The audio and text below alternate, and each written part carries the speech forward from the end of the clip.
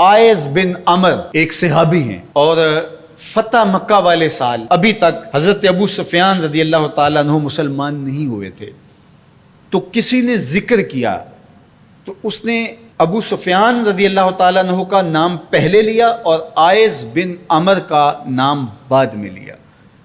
تو میرے اور آپ کے آقا و مولا ناراض ہو گئے اور فرمایا ایسا نہیں کرو گے، تم سردار ہیں قوم کے ابو سفیان اور یہ آئز ایک سادہ مسلمان ہیں، لیکن چونکہ یہ مسلمان ہیں لہٰذا نام لیتے ہوئے تم پہلے اس کا نام لو گے. اقبال کہتا ہے کہ قطرائے آب وضو کمبرے خوب تر از خون ناب کیسرے، کہ حضرت علی رضی اللہ تعالیٰ عنہ کے در کا غلام کمبر رضی اللہ تعالیٰ عنہ جب وضو کرتے ہیں اور ان کے وضو کے پانی سے جو قطرے گرتے ہیں وہ اس دور کی سپر طاقت سلطنت روم کا شہنشاہ کیسر، کہا کیسر کے خون سے وہ قطرائے وضو زیادہ قیمتی ہے جو محمد عربی کے غلام کے بدن کو چھو کے گزرتا ہے. تو اسلام کی ایک اپنی انوکھی شان ہے، اسلام کا ایک اپنا مزاج ہے. لیکن مانوسیت تحریک نے ایک نعرہ بلند کیا 14ویں صدی کے آغاز میں کہ وحدت ادیان کے ذریعے سے لوگوں کو قریب کیا جائے، اور ان کا مقصد کیا تھا کہ مسلمانوں کو تذبذب کے اندر مبتلا کیا جائے. ان کو کہا جائے کہ دیکھو سارے دین کے ماننے والے لوگ ہیں، سب کو حق ہے، عمل کریں، کوئی حرج نہیں ہے، اور ایک دوسرے کے قریب ہوں، ایک دوسرے کے پاس آنا جانا رکھیں. اس طرح کے کچھ نعرے تراش کے جو ہے وہ ایک فکر انہوں نے دینا چاہیے. اور یہ فکر 14ویں صدی کے آغاز میں ہی نہیں تھی بلکہ 14 صدیاں قبل کفار مکہ نے بھی حضور کی بارگاہ میں حاضر ہو کے کہا کہ 1 سال ہمارے بتوں کی آپ عبادت کر لیا کریں اور 1 سال آپ کے معبود کی ہم عبادت کر لیا کریں گے.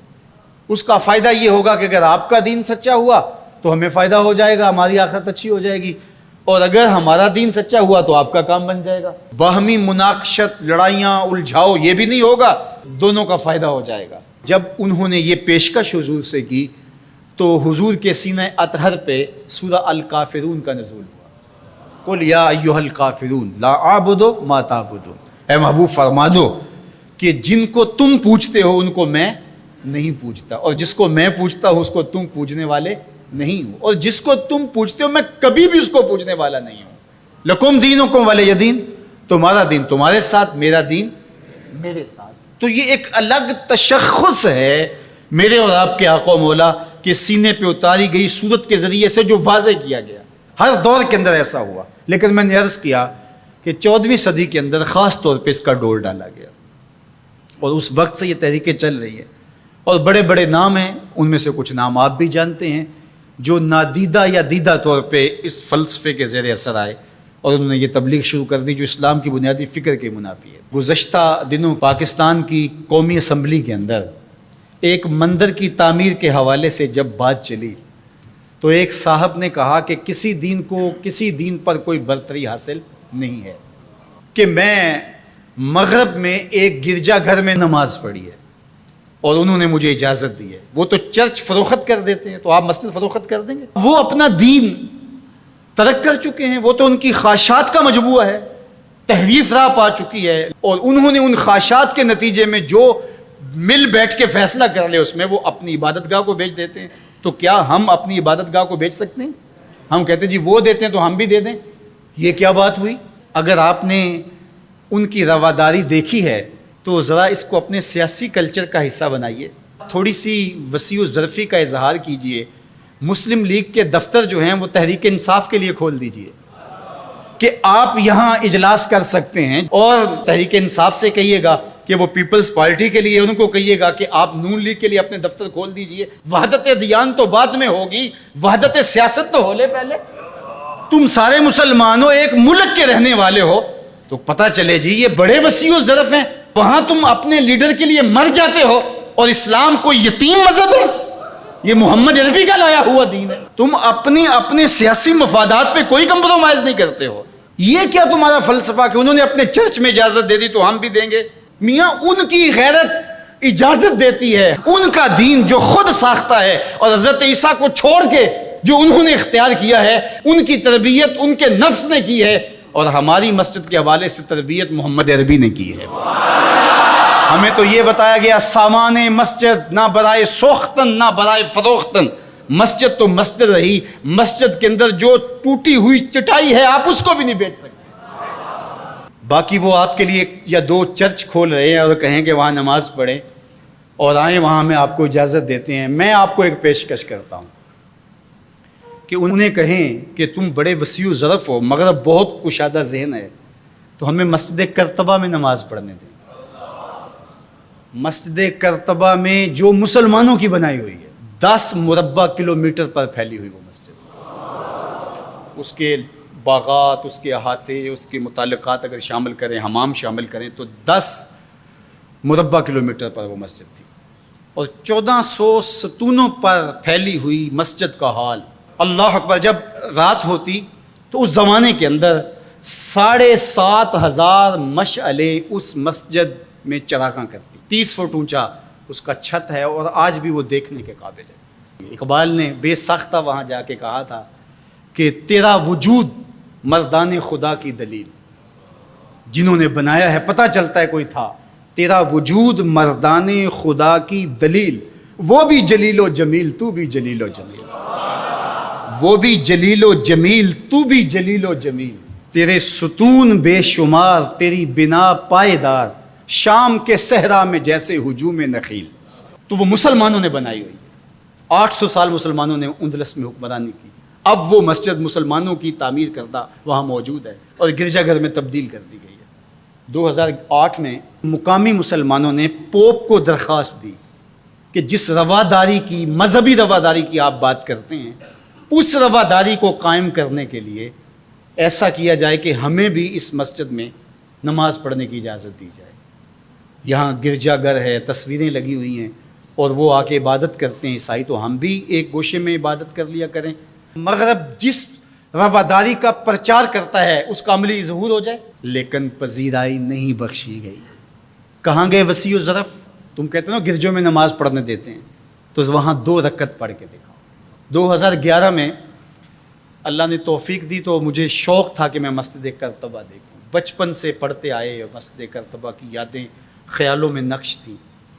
تو جب میں وہاں پہنچا تو وہ دروازے پہ بتا دیتے ہیں کہ یہاں نماز کی اجازت نہیں ہے، تو اب وہ مسجد جہاں قدم قدم پہ اہل علم اور اولیاء کی پیشانیوں اور سجدوں کے نشان موجود ہیں، اب مجھے تو گوارا نہ ہوا کہ میں جوتا پہن کے جاؤں، تو میں نے جوتا اتار کے ایک سمت رکھ دیا اور مسجد میں داخل ہوا۔ تو سیکورٹی کے لوگ میرے پیچھے بھاگے اور کہنے لگے کہ آپ یوں نہیں پھر سکتے۔ میں نے کہا کیوں؟ کہتے آپ نے جوتے اتارے ہوئے۔ تو وہاں تمام مذاہب کے لوگ آتے ہیں، آپ جانتے ہیں کہ ان کے لباس بھی مختصر ہوتے ہیں، تو میں نے کہا انہوں نے تو لباس بھی نہیں پہنے ہوئے، تو مجھے اس کی اجازت دیتے کہ میں جوتا اتار دوں؟ انہوں نے لباس اتارے ہوئے۔ تو وہ کہنے لگے جی نہیں۔ میں نے کہا مجھے بات سمجھاؤ کس طرح؟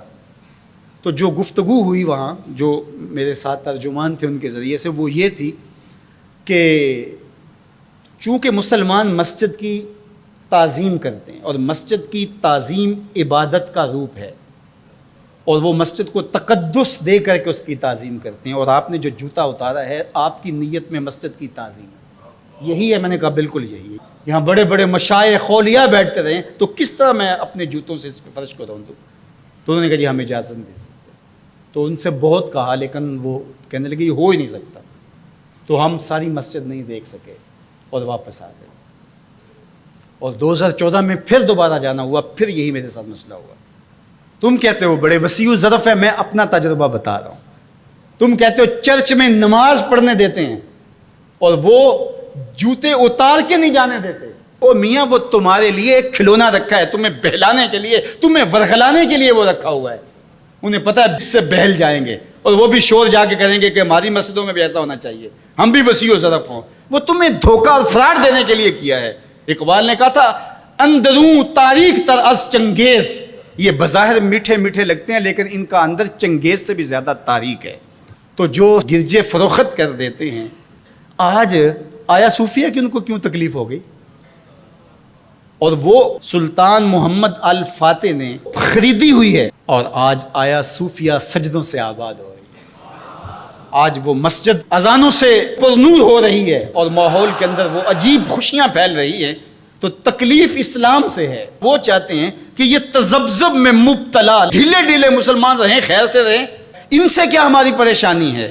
مجھ کو پریشانی ہے تو اس امت سے ہے، اشک سحرگاہی سے جو ظالم کرتے ہیں وضو۔ تو آج آیا صوفیہ تکلیف کا سبب اس لیے بن گیا کہ یہ جو تحریک بپا کی گئی تھی وحدت ادیان کی، اور ترکی بھی ایک زمانے میں اس کا مرکز رہا، اور آج یہ ہے کہ وہاں آیا صوفیہ مسجد کی صورت میں بدل رہی ہے۔